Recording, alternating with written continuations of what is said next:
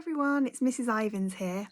I'm going to be reading you one of my very favourite stories today, and it's one of the Jane Hissey Old Bear stories. I hope you enjoy it. Little Bear's Trousers by Jane Hissey. The sun shone through the window and woke Little Bear. "What a lovely morning," he said to himself. "I'll do something different today." He jumped down from the bed, took off his pyjamas and looked for his trousers. He looked on the chair where he'd left them, and he looked on the floor under the chair. And then he looked through the chest of drawers in case they were there. But they weren't. They were nowhere. "But they must be somewhere," said Little Bear. "Trousers don't disappear. I'll go and ask Old Bear. He'll know where they are." Old Bear was already enjoying the sun in his deck chair. "I haven't seen your trousers, I'm afraid," he said. "But Camel was around here earlier. Perhaps she knows where they are." "Oh dear," said Camel, when Little Bear found her a few minutes later. "I did find them. I thought they were a pair of hump warmers, and I tried them on to see if they fitted me. They did keep my humps quite warm, but the air came down the tops, so I decided these were better." And she showed Little Bear two very smart bobble hats, one for each hump. "I gave the old hump warmers to Sailor to use as sails for his boat. Jump on my back and let's see if we can find him." Little Bear scrambled up and they galloped off in the direction of the bathroom.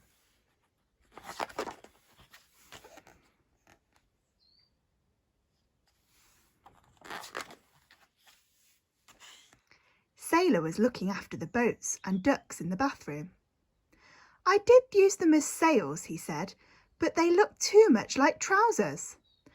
"That's because they are trousers," Little Bear said crossly. "Where are they now?" "I gave them to Dog to keep his bones in," said Sailor. "Sorry, Little Bear.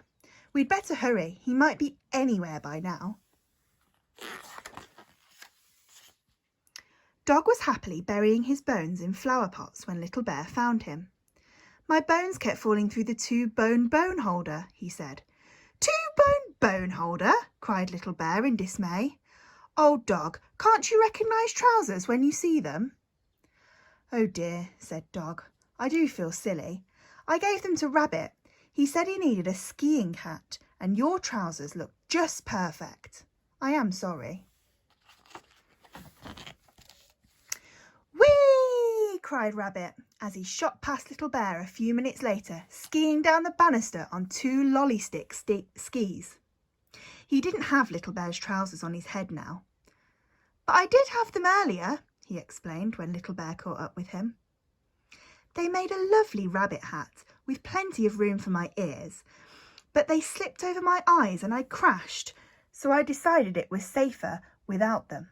I gave them to Zebra to carry her building bricks in." Zebra was building herself a little house when Little Bear arrived, but his trousers were nowhere to be seen. "I wondered whose they were," she said. "They were terribly useful. I tied up the legs with string, put them on my back and carried all these bricks here in them. But when I'd had enough bricks for my house, I gave them to Duck to use as a flag for his sandcastle. I'm sorry, Little Bear. I didn't know they belonged to you." Duck was in the sand tray looking sadly at the castle he'd made. There was no trouser flag on the top now.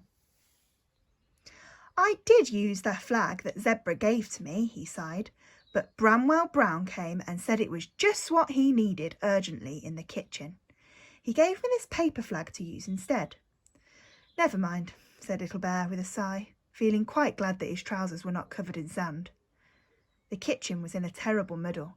There were bowls and spoons and eggs and flour in the middle of it all, and there sat Bramwell Brown.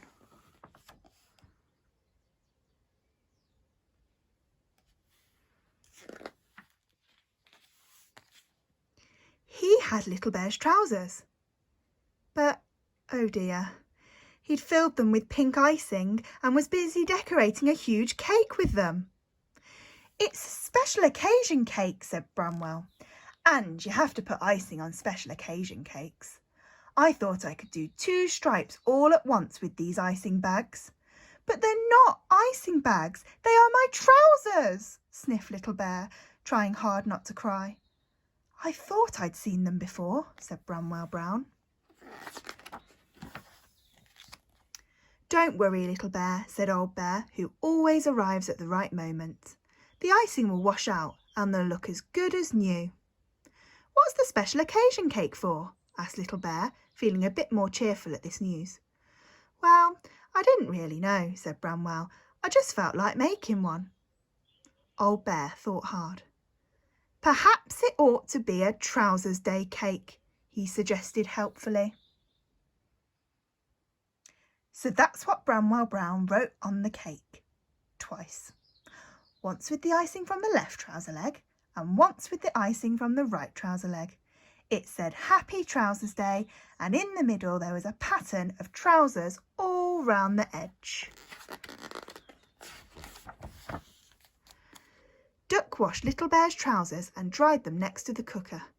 Then all the toys sat down to enjoy a piece of cake and to celebrate the day Little Bear lost and found his trousers.